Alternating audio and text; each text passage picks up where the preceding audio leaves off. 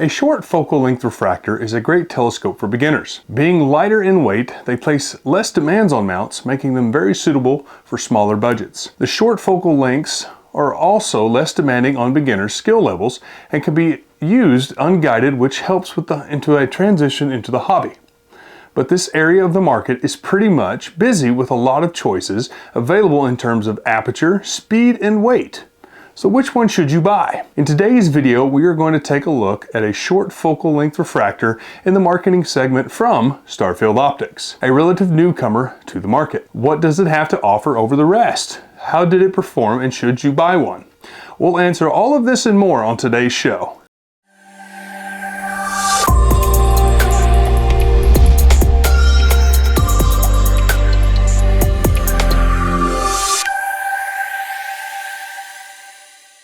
Hi everybody, Tyler from Astroworkz here.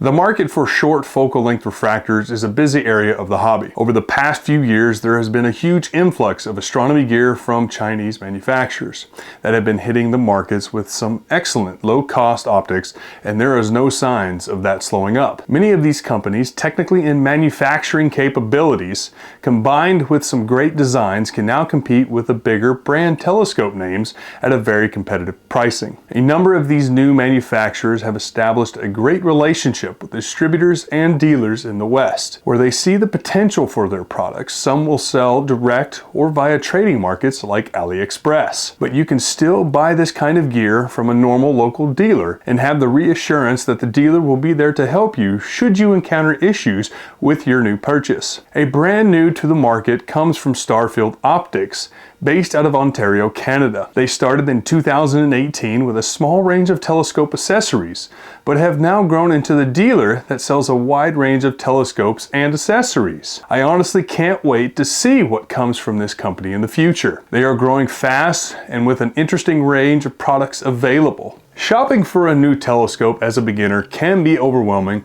with so much choice available, and trying to digest it all that'll leave you even more confused. So we thought that this short review would help prospective buyers, particularly if you are unfamiliar with the Starfield Optics brand. In full disclosure, we were loaned this telescope by Starfield, but this review is our open and honest opinion, and Starfield had no input in the making of this video. The Gear Series 90 Refractor is an f6 APO designed using the ever-popular FPL53 glass, and it is great for both astrophotography and visual use. The Gear Series is advertised as offering great optical performance with a premium feel, placing it above low-cost options in the busy APO refractor market. The Gear Series is actually a range of telescopes that offers refractors with apertures from 60 millimeters to 115 millimeters, as well as Newtonians and Dobsonian models. The Gear 90 has a focal length of 540 millimeters,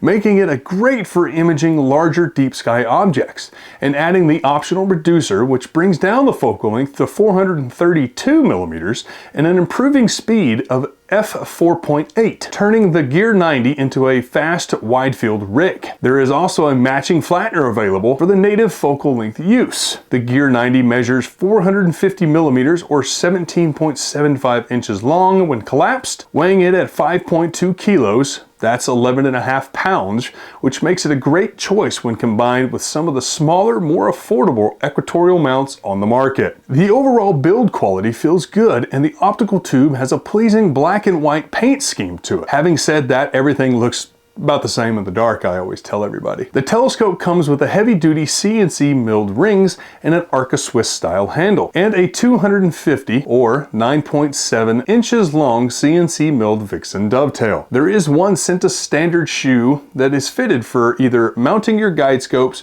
or your little ASI Air. The dew shield has a single lock screw to keep it in place and prevent it from moving, something that's quite annoying with telescope dew shields held in place by only friction alone. The Gear Series of telescopes come with a 2.5 inch helical cut rack and pinion focuser, as standard as it has a good feel to it. It felt smooth when being racked, and there was no wobble or visible shift. The focuser comes with a standard 10:1 reducer ratio on the slow side. One of the great features of this focuser was the ability to easily mount a ZWO EAF focus motor to it using the existing screw holes. This creates an automated focusing system useful for all-night imaging sessions sessions or wobble-free manual focusing. We highly recommend that you check out our EAF setup guide if you want to see how this works. A nice touch to the focuser is the inclusion of a camera angle adjuster. Although most stock supplied rotators, there are no angle markings on the rotator body, making it a bit of a guess of what angle you actually moved it to. The rear of the camera angle adjuster is a standard 63mm thread,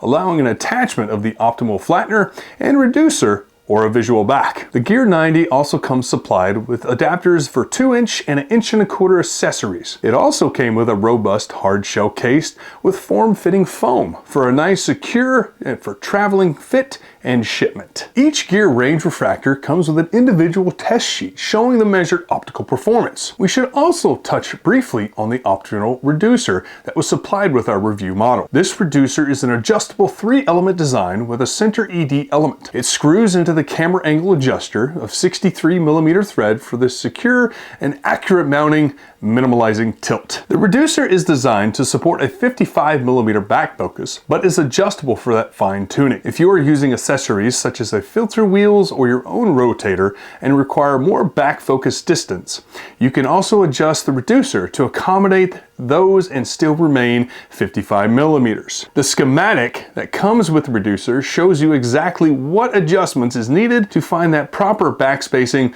which is a huge plus and takes the guesswork out of the back focus calculations. The guys at Starfield have really thought about how to make an astrophotographer's life easier. Prior to heading out, I attached an EAF to the telescope, which was really an easy fit using the attachment points in the focuser body. It's nice to see vendors providing more mounting points to these accessories and makes it real easy to fit using parts supplied as standard in the EAF mounting kit. Once mounted and readied, I started the focuser draw tube about halfway out, and within the matter of minutes, I was able to achieve a good focus. I installed the optional reducer and set the back focus distance based on the specified 55mm back focus. This accommodated my ZWO 2" filter drawer and the ASI 2600 MC camera that I plan to use. I run all my telescopes automated using the little ASI Air and the AM5, which handled this beautiful Gear 90 very well, I might add. The ASI Air fitted nicely onto the Arca Swiss style handle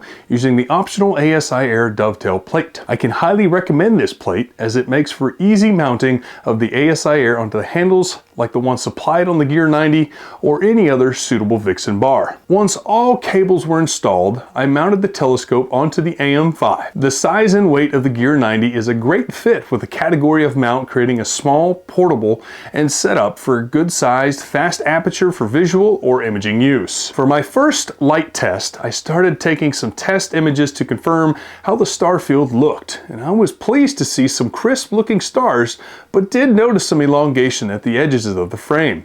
And I spent some time adjusting the reducer to find the optimal distance for my setup. This is something beginners might want to consider, as this does take a little skill and patience to get right before I got this dialed in pretty quickly. I took a series of test images for analysis, and you can see those results here. Overall, the Gear 90 had some nice looking stars and a good flat field. I swapped into the Antler Tri-Band RGB Ultra filter for my next test. This is a new filter from Antlia designed for light pollution suppression, which is very useful in my Bortle 6 backyard.